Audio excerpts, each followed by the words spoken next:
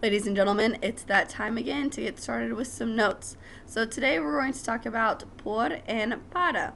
Now, por and para, similar to ser and estar, they both mean the same thing, but they cannot be used interchangeably. So, that being said, your notes are going to walk through the reasons and then some examples. Very similar, again, to ser and estar, that the best way to go through these is just look at some examples. And then we're just going to get lots of practice seeing some examples and saying, all right, when would you use por and when would you use para? Because they both mean for. So, and we use them all the time. So we're going to start with para. So our first reason for para indicates the purpose or use of an action or object. This is probably the most common reason to use para. We often translate it as in order to, but order to for this use, but not necessarily, not always, not always. Sorry, that's gonna happen a lot. So some examples. Nos entrenamos para el torneo. We are training for the tournament. What's the purpose of our training? Well, we've got a tournament coming up and we want to do real good. Estudiamos para el examen. We study for the test. Again, why are we studying? Because we got a test coming up. And finally, uso gafas para ver mejor. I use glasses in order to see better. So why do I use glasses? Well, because I gotta be able to see the board. So, first reason for para. Second reason, indicates the final recipient of an action or a person or an item.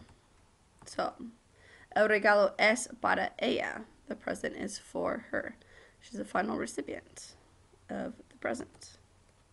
Damos una fiesta para mamá. We are having a party for mom. All right, reason number 3. Describes a destination. So our keyword here is destination. So, el tren sale para Nueva York. The train leaves for New York. Well, that's all we got on that one. Expresses deadlines or time limits. Now, you've already seen this on the board sometimes when I write this, like the homework in Spanish, and I say para miércoles or para bloque.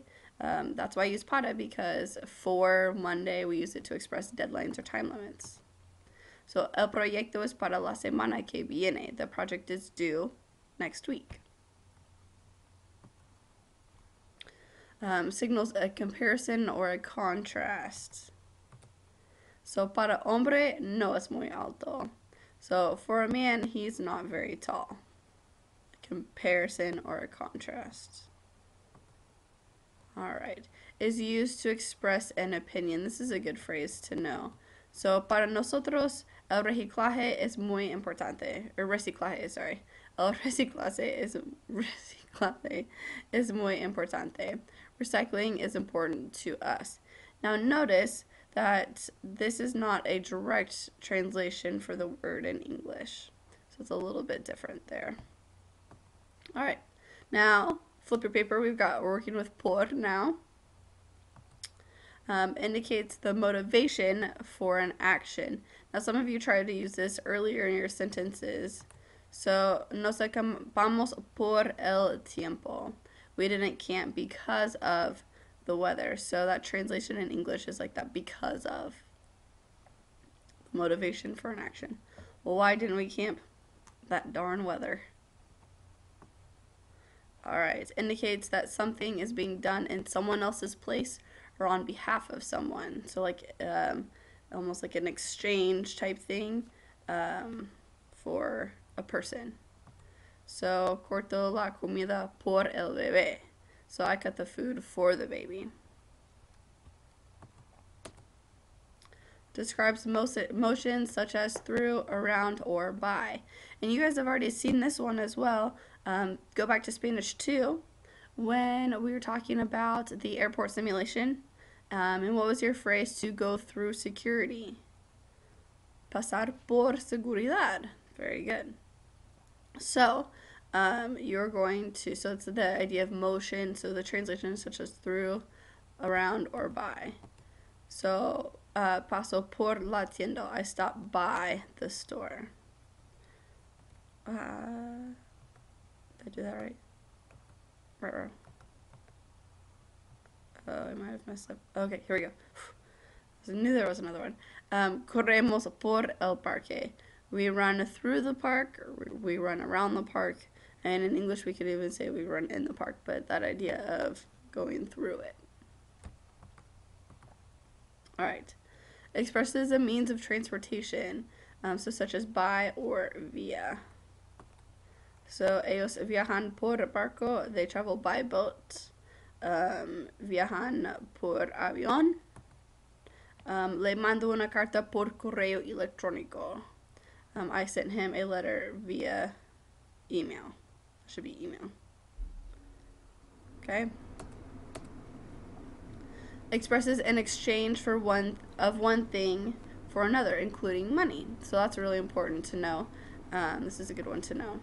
Well, I mean, all of them are, but él me dio su carro por mi casa. He gave me his car for my house.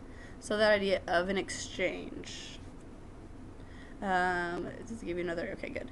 Ella compró la camisa por 10 pesos. She bought the shirt for $10. So again, whenever you're talking about how much you bought something for, then you're going to use por.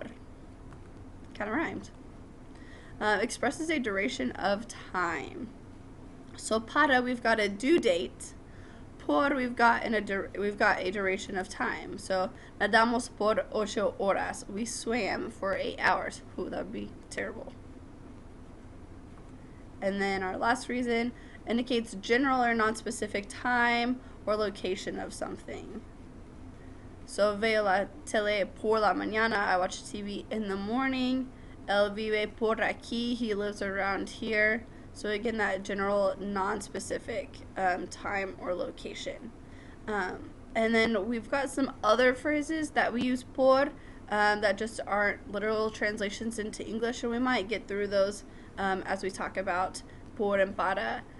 So again, make sure that you are comfortable with some of these reasons, and then really look at those sentences, examples, and then we'll do a lot of practicing in class. All right, thanks, guys. Oh, wait. Oh, my gosh, there's one more. That's really awkward. It's used to show appreciation. Gracias por la ayuda.